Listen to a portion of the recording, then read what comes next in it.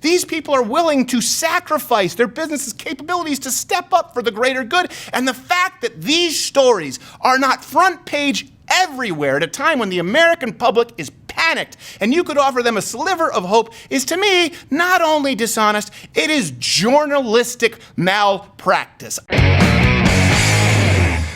When it comes to the handling of the Chinese virus, have you heard the media celebrate any of the innovations made by the private sector? You're talking about retooling your factories for masks, for testing, for treatment, for therapeutics. I think that it's journalistic malpractice that these aren't being shouted from the rooftops right now. Right. Yeah. Shouldn't we want to give people hope? It seems that they want to give people false hope in this idea of Medicare for all or a socialized healthcare system because, of course, this is what we need to talk about. The claim that we're seeing from the left on the coronavirus pandemic is that we wouldn't have these problems if we had universal healthcare. The public sector could make all of this go away. Here's them saying it because you don't have to take my word for it. We will talk, I am sure, about Medicare for all. But when I talk about health care being a human right and all people having health care, the coronavirus crisis makes that abundantly clear as to why it should be. Wrong. Is the coronavirus the best case for Medicare for all? Let's reverse that shot. Coronavirus is a very good case for Medicare for all, but it's like looking in through the lens of an aquarium. Case for Medicare for all the time. If we had Medicare for all, not much better. we would have been far better prepared to handle the crisis. There is no middle ground when it comes to dealing with a national security threat, and Medicare for all is an example of a policy that would take on that threat with the seriousness that it requires to be taken on. What would Medicare for all do? It would ensure that people actually could get a test for coronavirus, that they could get treatment for the coronavirus. Come again, retard? What was that? Here's the thing. I don't think we could have a more crystal clear case that the exact opposite is true.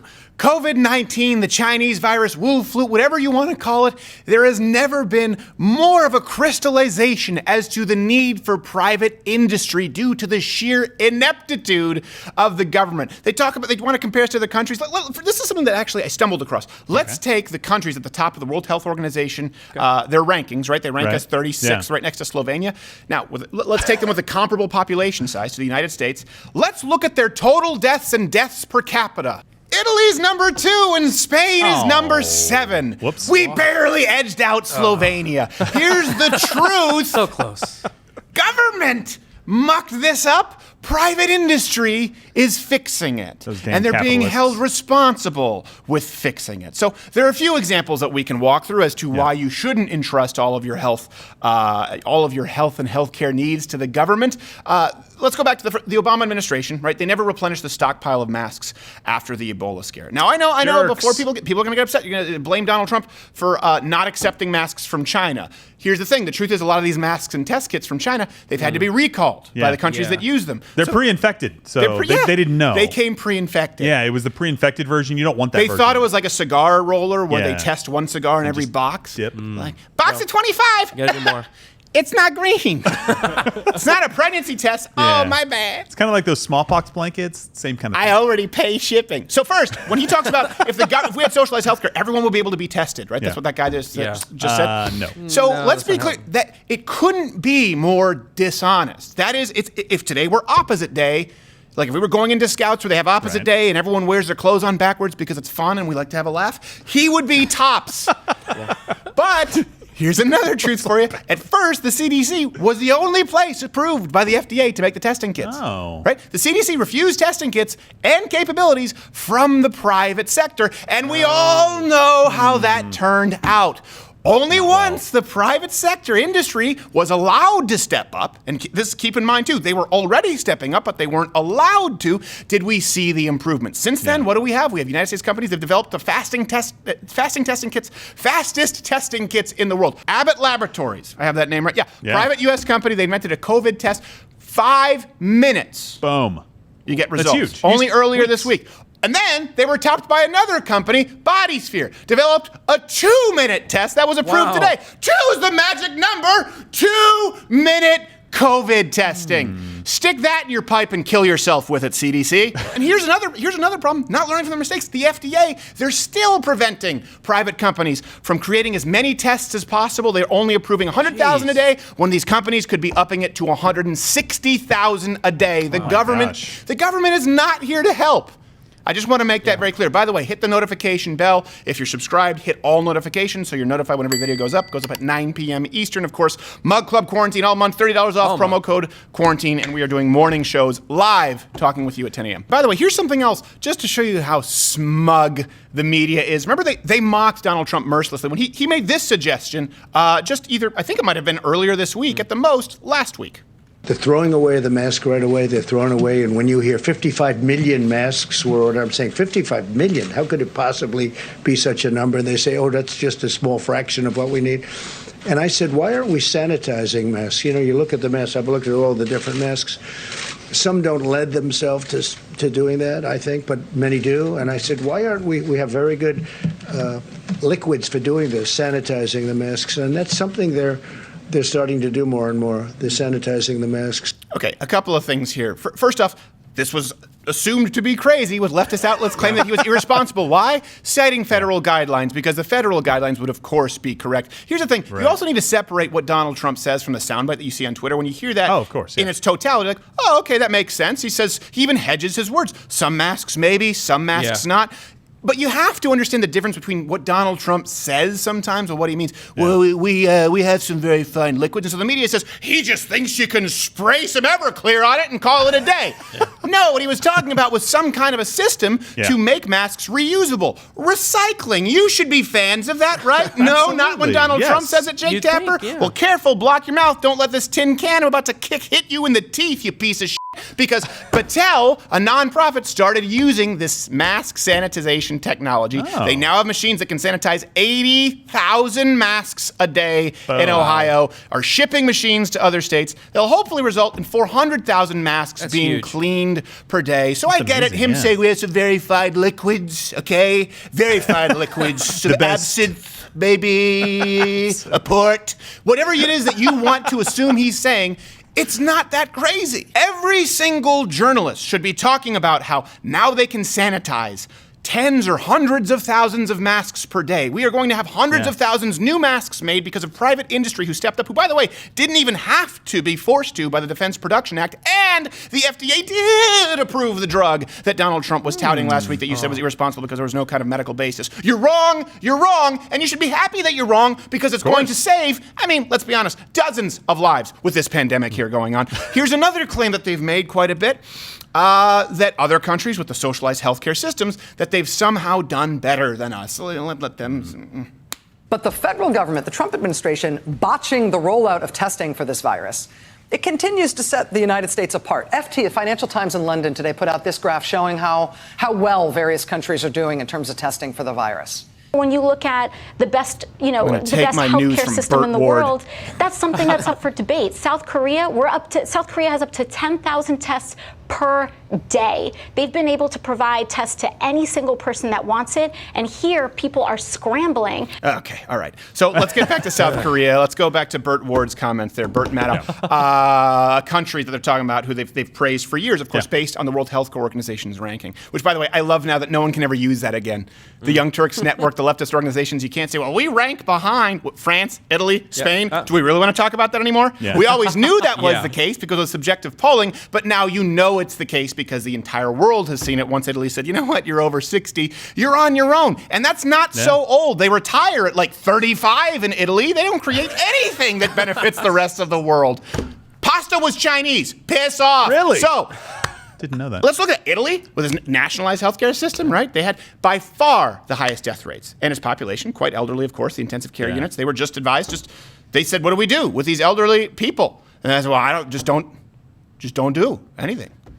But what do we do? How do we help them? We just don't help them because we can't raise taxes anymore and people don't work. Yeah. But you said we call the government. Yeah. And the wait times, They're of course, on we've vacation. talked about this before. The wait times are terrible. We've talked about this with all these countries. You can go back and watch our socialized healthcare videos. And if you have a broken arm or something, to them, it's a nuisance because it's non-essential. It's like a nosebleed. But now when it comes to a pandemic, there can be no debate. There's no denying that the wait times increase the mortality rates. That and at the very least, it's a violation of human rights to not allow people to purchase privatized healthcare, which is increasingly rare in these countries, but that was the case in Canada, at least until 2005. Let's go to South Korea, by the way. This is one that really bothers me as people point to South Korea. Sure, they were ahead of us on testing, absolutely, because they quickly mobilized. And what do? They used the private sector for testing kits, which the CDC here said, no, you can't do. Now that we're doing it, we're surpassing South Korea very quickly.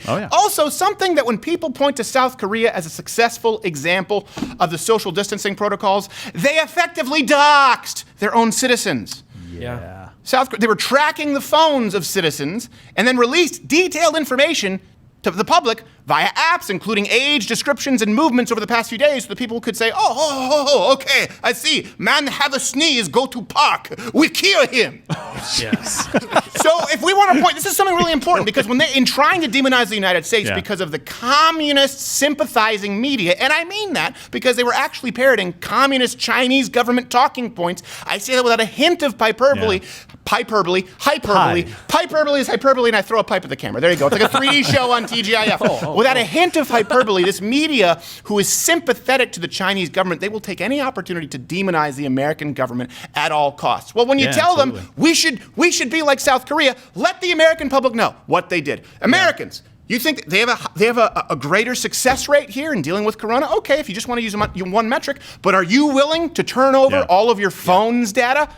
Are you willing to turn over all of your location services? Not to mention your private web searching on your iPhone. You want to turn that over to the government so they can release it to the public? Because that's what South Korea did. I know. You could kill everybody who has this virus as well and have 0 new cases. That's absolutely right. You could do that and just report, hey, we're doing fantastic. Works. We killed It's kind of like Russia, right? We don't hear anything out of Russia. I guarantee you they have some. And they're like, we'll just kill them. That's what Pelosi did with her cabinet. Yeah. You don't see them anymore. No. Have you seen her assistant bringing her a coffee? No. No. Not in a while. She needs their souls to sustain herself. So, another truth. We weren't as far along as other countries. That's true. Once we started testing, and we started testing more people in 8 days, I think, eventually, than South Korea tested in 8 weeks once we started testing. And now, of course, we have more privatized industry, as we talked about, stepping up so we can test more people. Again, bottleneck, and CDC, quickly. Socialized government. That's what we're talking about here, right? Socialized healthcare run by the government versus private industry coming out with a 5-minute test and a 2-minute test. I bet you the next one, you just start to say the word test into the test like you're positive. Yeah. Just It could tell by my viral every time, load. That's a terrible test. More than any other country in the world right now, as far as that. So that talking point is gone as well. Yeah. Here's another point that they'll still use. They'll make another area where the United States actually, by the way, is doing really well. Because of the private sector. Independent researchers, they found success with combination therapy. We don't have a cure, but we do have what they call therapeutics. We do have treatment. Donald Trump went up and talked about chloroquine, I don't care. Fish tank chloroquine cleaner. And antibiotics. Fish tank cleaner. Just go home. That's how it's pronounced. Just take a shot and tell us how it works out. Don't. He was mocked. Bill said he was mocked across the media. Right, this is irresponsible. Yeah. Well, now it's FDA approved in emergency uses. It was already an FDA approved drug because of its safety profile, but now it's FDA approved specifically for coronavirus. But before that, a private practitioner had prescribed it off-label, had 699 people who were treated successfully, not to mention all of the independent testing, which we talked about on this channel, and this is really concerning. Twitter and YouTube were removing or censoring videos that talked about chloroquine as fake news or talked about Chinese masks being faulty. They removed some of these tweets and videos. How scary is that when these people are in charge of fact-checking? And not only are they dishonest, but they are dishonest in a way that could save thousands of lives. When we're talking about a vaccine, yes, researchers, they're working on a vaccine, and it'll probably take about 1.5 years. Why? Mostly because of the FDA baggage, just for the same reason as chloroquine, right? It's really hard to move a barge. It's sometimes more helpful when you have Donald Trump coming in with chloroquine and another barge going, get over there! Get out of my way. It does help. It's terrible. This show's more of a tugboat. It's easier to move. So here's something, while we're talking about, we do have to get going with Razor Fist, and then we'll see you tomorrow for Good Morning Mug Club. But this is something that just bothers me so much. I don't think it could possibly be more clear at this point that we need the private sector. The only other country that's had success beyond doxing its citizens when you look at South Korea is because they did mobilize the private sector. Once we started doing that here in the United States, guess what? We start doing better. And guess what else? Donald Trump starts speaking directly to his audience with these evening press briefings. His approval rating goes up. So what do? Let's stop airing Trump. Let's run a story about people who drank fish tank cleaner to condemn Trump for touting a drug. Oh, wait, it's been approved by the FDA and it actually shows some level of efficacy. Let's not cover it. Let's blame Donald Trump for saying that we should be able to sanitize masks. Oh, wait a second. We actually can do that now because private industry stepped up to do it. It's almost like Donald Trump said this, kind of knowing what was coming around the corner. Let's just silence this. This is an amazing situation for me because after 9/11, and I know that a lot of people didn't like George Bush, at the very least we came together for the common good. And right now we're fighting this sort of invisible enemy. I know some people saying it's not technically invisible if you have a microscope. I don't care.